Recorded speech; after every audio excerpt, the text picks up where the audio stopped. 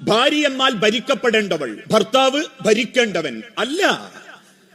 നിന്നെ വാപ്പാന്ന് വിളിക്കുന്ന മക്കൾക്ക് വേണ്ടി പ്രാണന്റെ വേദന സഹിച്ച പെണ്ണ് നിന്റെ ജീവിതത്തിന് അടയാളമുണ്ടാക്കാനും അഡ്രസ് ഉണ്ടാക്കാനും ഒരു പ്രതീക്ഷയിൽ കൂടെ പോന്ന പെണ്ണാണ്.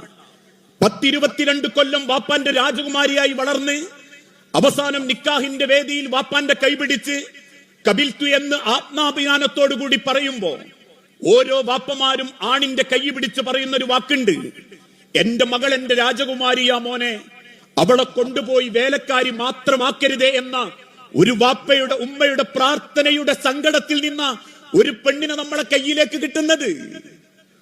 അതുകൊണ്ട് തന്നെ എന്നെ പോലെ അവൾക്ക് ആഗ്രഹങ്ങളുണ്ട്, സ്വപ്നങ്ങളുണ്ട്, അവളും ജീവിതത്തെ പറ്റി വലിയ സങ്കല്പങ്ങളുണ്ട്.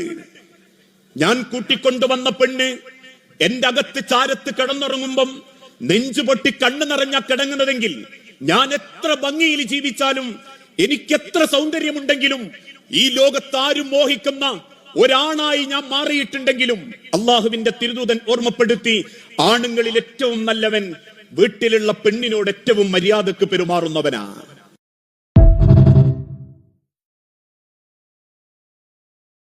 Download ShareChat.